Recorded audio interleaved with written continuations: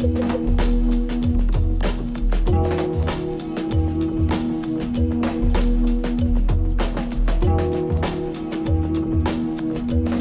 d'abord, c'est pour moi quelque chose de très touchant de parler ici,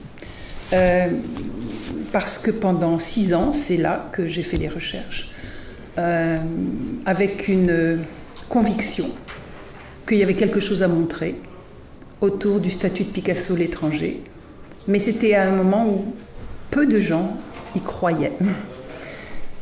Donc je remercie beaucoup l'ensemble des personnages qui ont préparé ces 24 heures Picasso, parce que c'est précisément à un public complexe que mes recherches s'adressent. Et c'est un Picasso complexe que je voudrais présenter au public. C'est-à-dire que je pense que la taille du personnage, de son œuvre, doit parler au plus grand nombre. Et je pense que parfois, son œuvre a été réduite à des spécialistes. Or, il y a un immense message que Picasso doit transmettre, et spécifiquement en tant qu'étranger. Je suis aussi très touchée parce qu'aujourd'hui, il se trouve que les 24 heures Picasso devaient avoir lieu le 27 juin, ça a été reporté. On a l'impression que cette rentrée est une rentrée totalement euphorique dans les musées, je ne sais pas si vous le sentez. Il fait chaud, il fait beau, les gens sont là. Bon. Et là, aujourd'hui, le 4 septembre, c'est très précisément J-60 par rapport à l'ouverture de l'exposition, qui découlera de mes recherches. Donc, ces recherches qui ont duré 6 ans ont donné lieu à un livre, vont donner lieu à une exposition, vont donner lieu à un catalogue avec 25 chercheurs, tous de pays différents, de continents différents et de spécialités différentes, et vont donner lieu à un festival Picasso le 5 décembre. Alors je vous donne rendez-vous au Palais de la Porte Dorée, je sais que certains d'entre vous connaissent le lieu, pour changer de quartier de Paris et faire en sorte que cet angle inédit auquel j'ai cru depuis 6 ans puisse toucher le plus grand nombre de public, le public le plus grand. Il se trouve que c'est à la fois un paradoxe que Picasso, qui est aujourd'hui peut-être l'artiste le plus connu au monde, quand on va sur Google, il y a 1 million d'occurrences, quand on demande aux enfants un nom d'artiste, c'est toujours Picasso. Et ben, le paradoxe, c'est que cet artiste sur lequel il y a eu des expositions qui s'appelaient Picasso Mania, des tonnes d'expositions par an dans toute la France, etc. Et bien cet artiste, sur cet artiste, il y avait un angle inédit sur lequel on connaissait certainement des informations, mais on n'avait pas travaillé. Et cet angle, c'est celui de son statut d'étranger.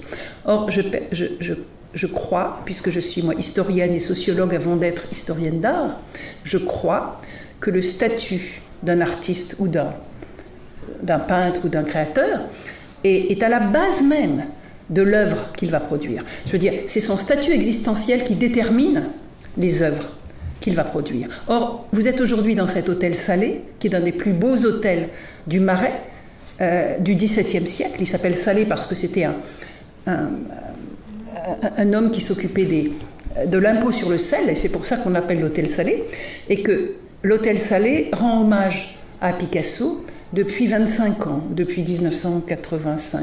J'ai un mari mathématicien qui va faire le calcul. 1985 à 2021, ça fait ça à peu près? Pardon? Voilà. Et depuis ce temps-là, la France, la ville de Paris et la France offrent à Picasso cette gloire d'être installé avec ses œuvres, avec ses archives, avec sa collection privée dans le centre de Paris. Et c'est souvent, le public pense que Picasso est français. Picasso est un artiste célébré par la France, donc Picasso est français. On a même un ami qui était ambassadeur de France en Inde, qui a inauguré une exposition Picasso en Inde. Ben, il avait oublié d'inviter l'ambassadeur d'Espagne. Souvent, on imagine que Picasso est français. Or, il se trouve que ce que je vais vous expliquer, ce que je vais dévoiler, c'est qu'en fait, il n'en a pas toujours été ainsi, et même, c'était absolument l'opposé. Pendant près d'un demi-siècle. C'est-à-dire que la France n'a pas reconnu le génie de Picasso pendant près d'un demi-siècle. Et la trajectoire du jeune Picasso qui arrive à Paris, il n'a pas 18 ans, de Barcelone, pour être exposé à l'exposition universelle en 1900 au pavillon espagnol. C'est un immense hommage pour lui, un immense honneur. Eh bien, ce jeune homme arrive dans une France qui, pendant plus de 50 ans, ne va pas le reconnaître, et même va le traiter de manière extrêmement douloureuse, même scandaleuse, je dirais. Et ce que je vais vous exposer ici m'intéresse parce que c'est à la fois un paradoxe, mais c'est aussi un paradoxe qui est totalement en prise sur notre présent.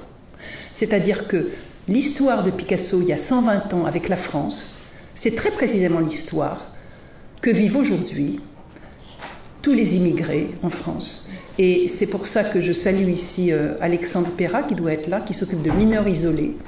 Et je pense que, étant donné que la crise migratoire est un des thèmes les plus chauds de notre période, que le regard sur l'autre, l'intérêt pour l'autre est quelque chose d'aussi prégnant dans notre quotidien. Regardez ce qui s'est passé avec les Américains en Afghanistan. Eh bien, l'expérience de Picasso avec la France est quelque chose qui se doit d'être analysé avec les outils d'aujourd'hui pour en faire, pour en prendre des leçons politiques dans la France d'aujourd'hui. Alors, on va commencer par... je vais commencer par un autoportrait que j'aime beaucoup et qui, en fait, pour ceux qui ont vu l'exposition Picasso-Rodin au début, enfin au mois de mai, au mois de juin, se trouvait dans la salle d'entrée à gauche de la statue de Balzac par Rodin. Et maintenant, on a mis un dessin, mais c'était ça qui se trouvait. Je pense que cet autoportrait est magistral parce qu'il est produit par Picasso à la fin de sa première année à Paris, que je pense que c'est le paradigme de l'étranger, ce tableau. Le personnage est seul, il est décentré, il n'y a pas de narration, il n'y a pas de pathos, il a un statut métaphorique, il regarde le spectateur directement, il est bleu comme le fond, il a cette carrure énorme dans ce manteau, il est à la fois fermé, abattu, mais en même temps en train de rebondir. Et je pense que cette œuvre est bouleversante. Il rend compte de ce que peut être le statut existentiel de celui qui arrive dans la France de 1900. Alors, je me suis posé des questions autour de l'arrivée de Picasso à Paris. Les premières questions que je me suis posées, c'est pourquoi doit-il venir à Paris 4 fois avant d'y rester? Il vient en 1900, il vient en 1901, il vient en 1903, il vient en 1904. Et c'est seulement en 1904 qu'il se fixe à Paris. Pourquoi 4 voyages? Comment fait-il ces 4 voyages? Et effectivement, ce qui m'intéresse, c'est de voir quelle est la réalité de cet acteur social qu'est Picasso. C'est-à-dire, j'essaie de faire ce que j'appelle de prendre le point de vue du sujet. Où en est-il? Que ressent-il? Et une des choses qui est évidente, c'est qu'il ne parle pas le français, il ne connaît pas les codes de la France, il ne peut donc pas s'insérer tout seul. Donc que fait un étranger? Or, il veut construire sa carrière à Paris. C'est le seul lieu où être pour un artiste du monde entier. Paris est la métropole moderne la plus brillante d'Europe. Et donc, il faut venir à Paris. Il arrive de Barcelone, où il est programmé pour le génie, puisque c'est le fils du directeur de l'école des beaux-arts de Barcelone. Tout le monde, il a déjà surpassé son père en termes esthétiques.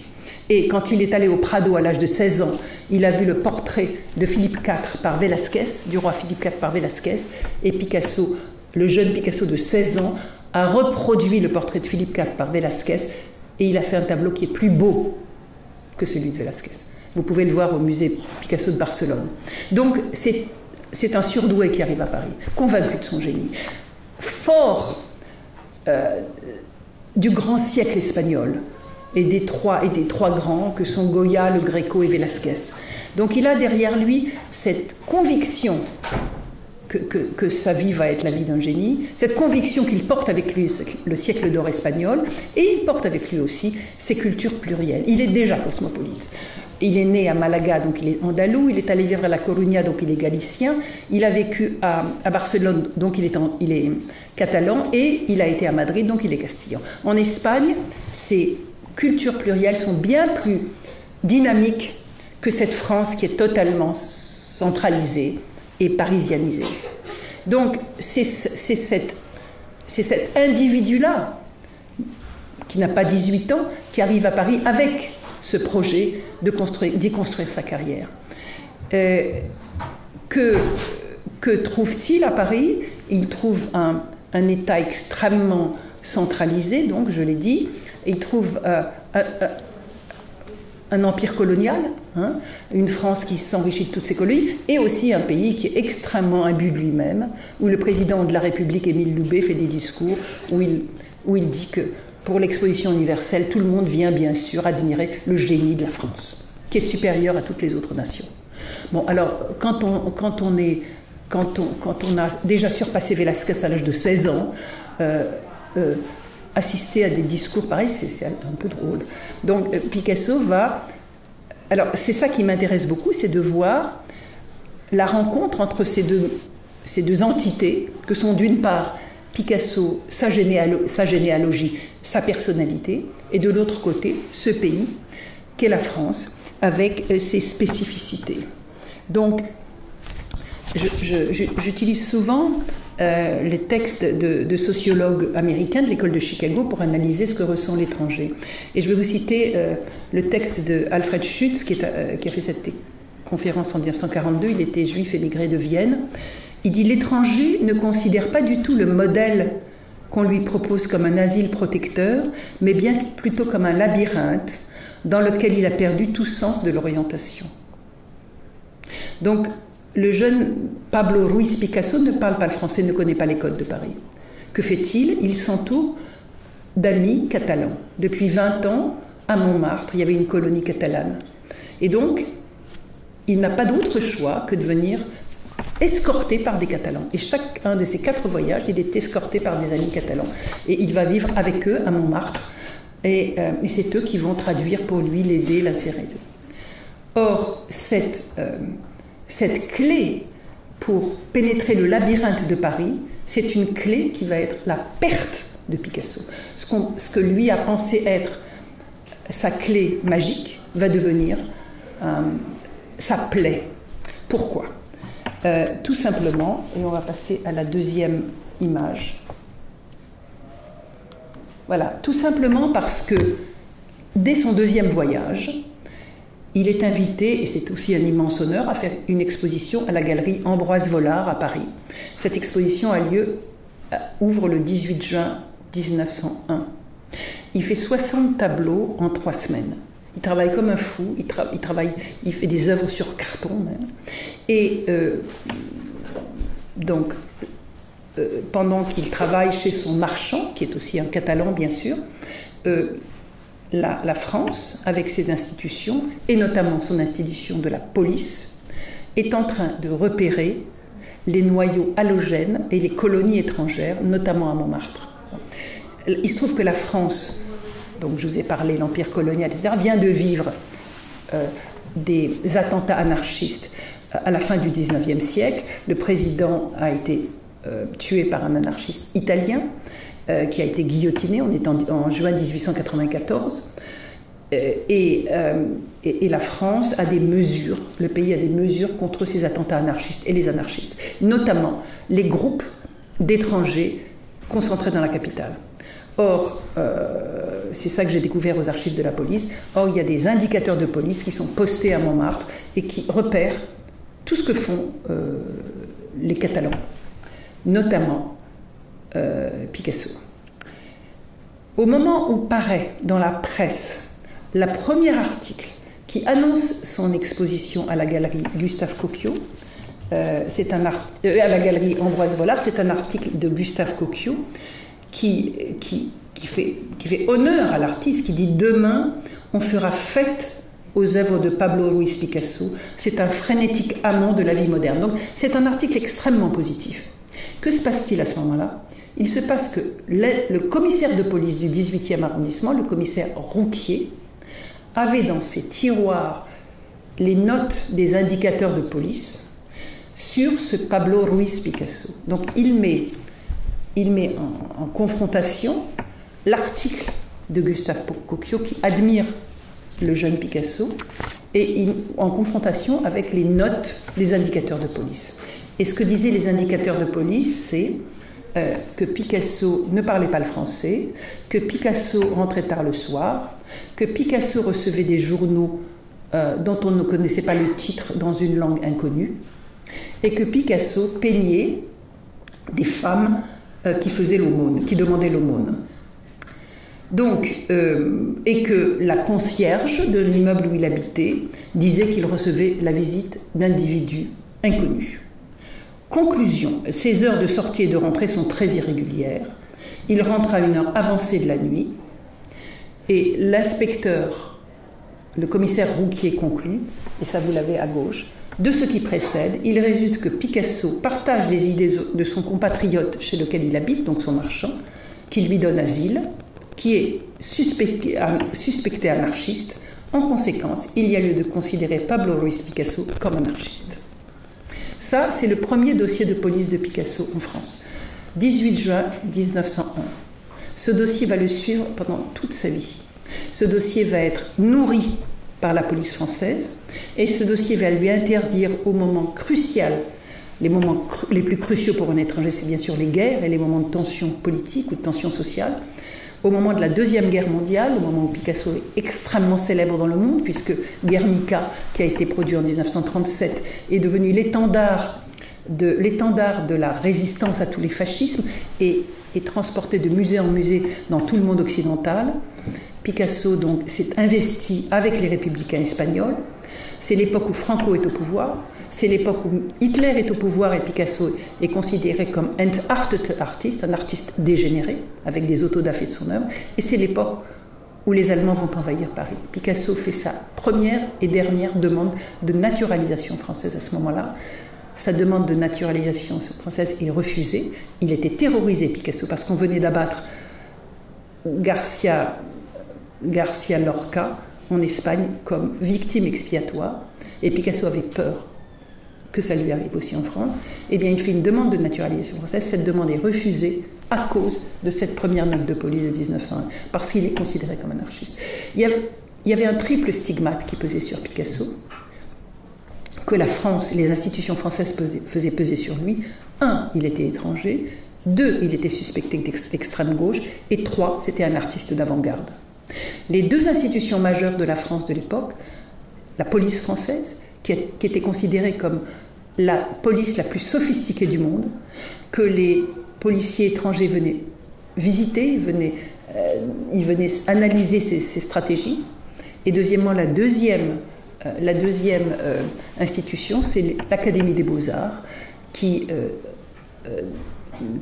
dans ce pays qu'est la France, qui travaillait beaucoup sur son passé, qui regardait beaucoup sur son passé et qui voulait maintenir le goût du passé. L'Académie des Beaux-Arts ne faisait que reproduire le goût du grand siècle, le goût de Louis XIV. Et l'Académie des Beaux-Arts maintenait fermées les portes des musées à tout ce qui menaçait, entre guillemets, le bon goût français du XVIIIe siècle. Voilà, donc c'est cette rencontre-là entre ces deux objets que j'ai analysés, l'objet France, avec ces institutions qui maintiennent une tradition totalement passéiste, et un jeune artiste qui veut tout casser, qui veut casser les codes, qui est donc le fils d'un professeur traditionnelle et qui va travailler à réinventer l'histoire de l'art. Donc, on a un conflit programmé et on pourrait, si vous voulez, analyser ou faire une analyse de texte de ce rapport de police.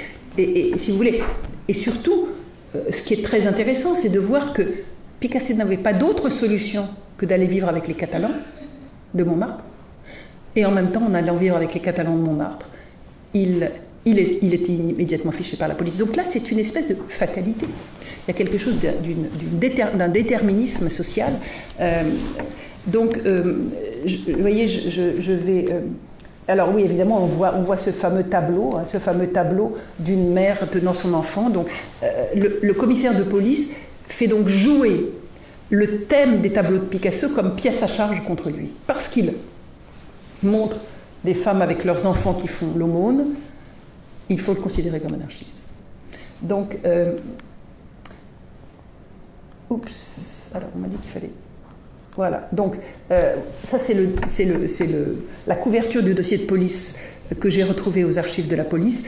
En général, quand on est historien d'art, on ne va pas aux archives de la police, et les archives de la police sont absolument étonnantes. Et vous voyez que...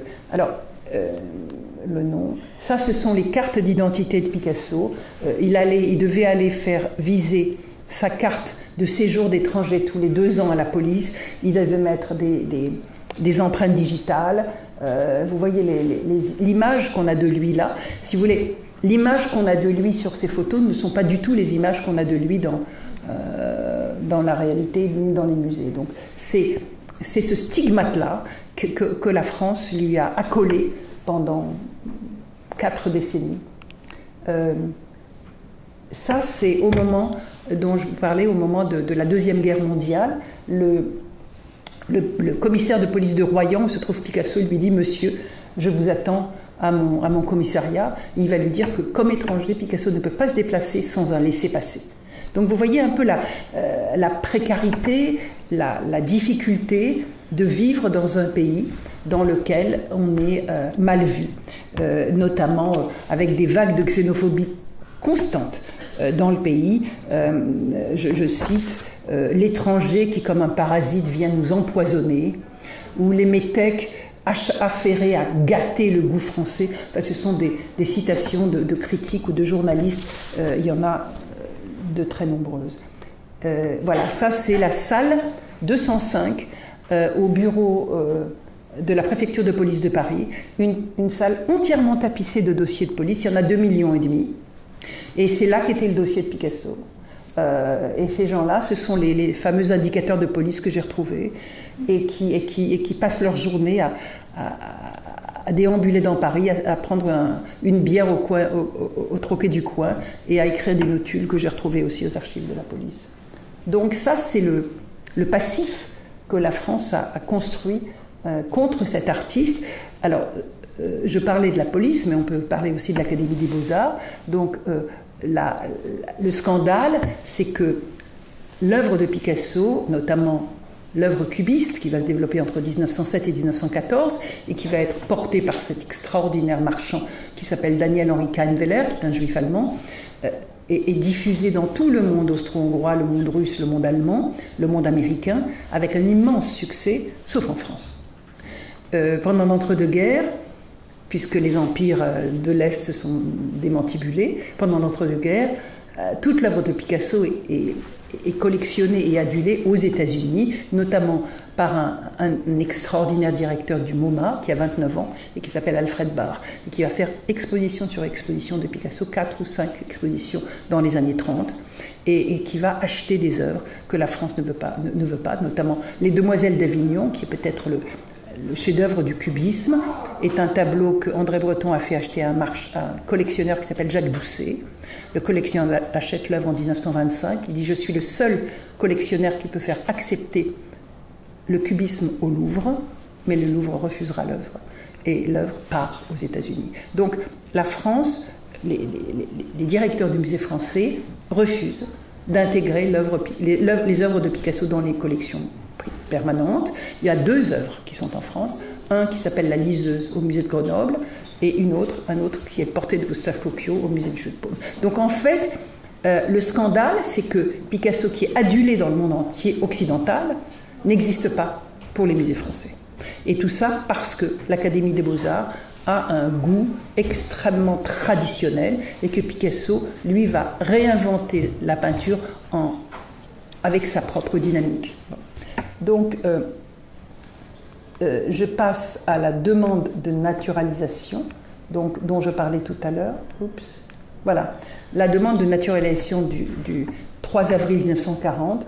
Picasso, qui vit en France depuis 40 ans quand même, demande à être naturalisé. Et d'après la signature, c'est une signature extraordinairement orgueilleuse, dont on n'imagine pas, on pense qu'il n'imagine pas qu'on va le lui refuser. Et néanmoins, j'ai donc cherché comment s'est passée l'évolution de son dossier, et j'ai découvert que la personne qui va refuser ce dossier est un homme de l'administration, donc un policier, et derrière chaque fonctionnaire français, pour moi, il y a un individu, il y a une trajectoire, il y a une histoire. Et je pense que, je fais référence maintenant aux travaux de Laurent Joly, qui a écrit sur l'antisémitisme de bureau, un très beau livre chez Grasset, et qui dit que derrière chaque fonctionnaire, il y a un individu. Or, l'homme qui a refusé à Picasso d'être naturalisé français, j'ai découvert son nom, j'ai découvert sa trajectoire, j'ai découvert sa carrière. C'est un très très très mauvais fonctionnaire, extrêmement mal noté, qui était... je vous laisse découvrir dans le livre, d'accord. En tout cas, je vous donne son nom, il s'appelait Émile Chevalier. Et c'est une histoire abominable quand on pense que l'écart entre l'aura de Picasso et la médiocrité de ce fonctionnaire qui avait tout pouvoir, un pouvoir exorbitant, c'est assez étonnant. Donc voilà, le résultat, c'est que Picasso a dû vivre. Cette photo, c'est une photo de Brassailles que j'aime beaucoup et qui est aussi métaphorique. Picasso a dû vivre pendant 4 ans caché dans son atelier de la rue des Grands Augustins, à côté de la Seine, près de Saint-Germain-des-Prés. Et là, c'est une photo de son lévrier afghan, qui s'appelait Kazbek, et qui est tellement affamé qu'il est aussi plat que le tapis. Et je trouve que cette photo, elle dit beaucoup de choses, quoi. Elle dit le tragique de la situation. Alors, par rapport à cette situation, je crois que j'ai pratiquement fini mon temps. Et alors, voilà, donc, un des éléments, si vous voulez, par rapport à toujours cette métaphore du labyrinthe, c'est que Picasso va beaucoup utiliser le thème de la cécité.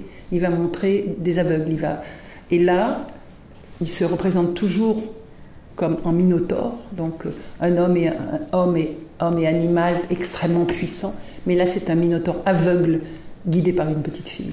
Donc là, on a une bouleversante représentation d'une puissance exacerbée qui est la sienne, puisqu'il était totalement mégalomane, mais en même temps la cécité, cette infirmité et la nécessité d'être guidé par un enfant. Donc cette œuvre, date de 1931-34, mais elle est, à mon avis, elle est exceptionnelle. Donc c'est la manière dont son œuvre rend compte de ces bon, je vais commenter, je vais conclure tout en laissant cette œuvre qui est une œuvre de la fin de sa vie, où il peignait le dos au mur en sentant que la mort arrivait. Il est mort à 93 ans et il a fait avec une économie de moyens absolument exceptionnelle, et toujours le bleu qu'on voit dans l'autoportrait bleu du début. Le jeune peintre répond à l'autoportrait bleu. Autant l'autoportrait bleu qu'il a fait à l'âge de 20 ans, il avait l'air d'en avoir 50, et quand il a 90 ans, il fait un enfant. Voilà, donc il y a un retour aux sources, voilà. Donc, comment Picasso a-t-il vécu cette situation? Il n'en a jamais parlé à personne, orgueil. Jamais personne n'a su qu'il avait fait de demande de naturalisation. Il ne s'est jamais plaint. Il a toujours agi. Il a toujours trouvé des stratégies dans les interstices de la société française. Il a trouvé des stratégies extraordinaires pour se faufiler dans le labyrinthe français. Tout à l'heure, mon ami Peter Reed parlait de la relation avec Apollinaire. Picasso a laissé tomber les Catalans pour cette relation avec Apollinaire, Guillaume Apollinaire, qui était comme lui un étranger, comme lui un immigré, comme lui un homme de la précarité, et qui a énormément intégré Picasso dans la ville de Paris. Picasso a construit des réseaux. Picasso a changé de nom parce qu'il s'appelait donc Pablo Ruiz Picasso. Il a eu l'intelligence de se rendre compte que Ruiz, il y en avait des milliers. C'est un nom très espagnol, c'est un nom très anarchiste. Et il a gardé seulement le nom de sa mère. C'est un nom italien, donc qui effaçait ce marqueur qui était très fort pour des Français xénophobes.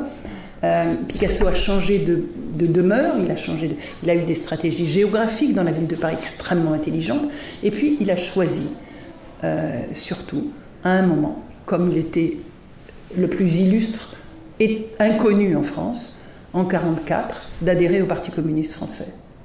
Et avec son adhésion au Parti communiste français, au moment où c'est le parti des fusillés, au moment où c'est le parti qui va avoir 4 ministres communistes au gouvernement, dont Maurice Thorez, cette adhésion de Picasso au Parti communiste va entièrement transformer la donne dans sa relation avec la France. Il va, et j'ai retrouvé un dossier passionnant ici, et il est contacté par tous les maires de région qui lui demandent des œuvres, qui l'invitent, qui l'appellent camarade, qui le saluent. Donc il va passer de cette invisibilité dans le grand public français à une immense visibilité. Et Picasso, bien sûr, donne, offre. La ville de Saint-Étienne lui demande une œuvre, il offre. Il dit venez demain en voiture. Et à 10h du matin, il leur donne un tableau. Il leur donne... Bon. Et donc là, cet homme qui a vécu ce que je vous ai raconté comme des scandales, avec son triple stigmate, étranger, homme d'extrême gauche et artiste d'avant-garde, va totalement retourner ce stigmate et devenir un agent de modernisation de la France. Il va envoyer ses tableaux cubistes dans les musées de France, qui sont complètement fermés, et il va donc ouvrir pour le public français le goût français. Il va aller vivre dans le Sud sans plus jamais revenir à Paris. En 1955, il va aller vivre avec des artisans, des céramistes de Valoris, et réinsuffler les arts mineurs, l'artisanat, dans les arts majeurs, c'est-à-dire la peinture et la sculpture. Il va choisir les institutions du Sud contre l'establishment parisien. Et quand on lui proposera sur un plateau d'argent la naturalisation française, il la refusera. Quand on lui proposera la Légion d'honneur, il la refusera. Et quand on fait un immense hommage à Picasso en 1966 avec 800 tableaux au Grand Palais, au Petit Palais et à la BNF, il ne viendra pas. Mais pas pour snobber, mais simplement parce qu'il a choisi de rayonner en artiste global, cosmopolite, à partir du Sud. Et donc, il a imposé des modifications considérables dans ce pays, notamment, il a changé le droit français. Première chose, les enfants qu'il avait eus avec Françoise Gillot, qu'il avait reconnus, mais il était encore marié avec son ex-femme, il les a reconnus, mais des enfants adultérins ne pouvaient pas porter le nom de leur père, même si le père les reconnaissait. Donc il a fait transformer ça, cette loi. Et deuxièmement, en 1968, André Malraux a fait voter une loi sur les dations, qu'un artiste pouvait payer des lois de succession par une dation en paiement. Et donc c'est ainsi qu'a été construit le musée Picasso au cœur de Paris. C'est ainsi qu'a été faite cette dation Picasso, cette succession Picasso. Et c'est ainsi que vous vous trouvez aujourd'hui dans l'hôtel Salé, entouré des œuvres de Picasso, des collections de Picasso, des archives Picasso avec plus de 200 000 documents, puisqu'il ne jetait rien. Et c'est ainsi qu'on peut aujourd'hui, si vous voulez, célébrer son génie.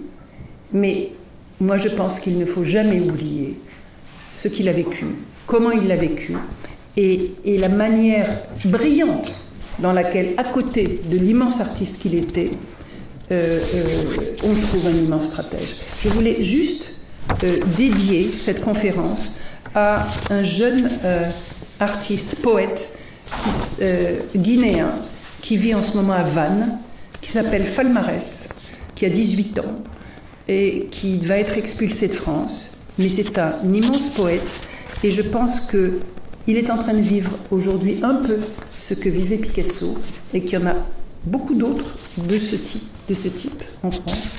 Donc je pense qu'il serait important aujourd'hui qu'on comprenne à quel point cette trajectoire, avec tous ses aléas et aussi toute sa créativité, peut être une leçon pour nous tous. Voilà, merci.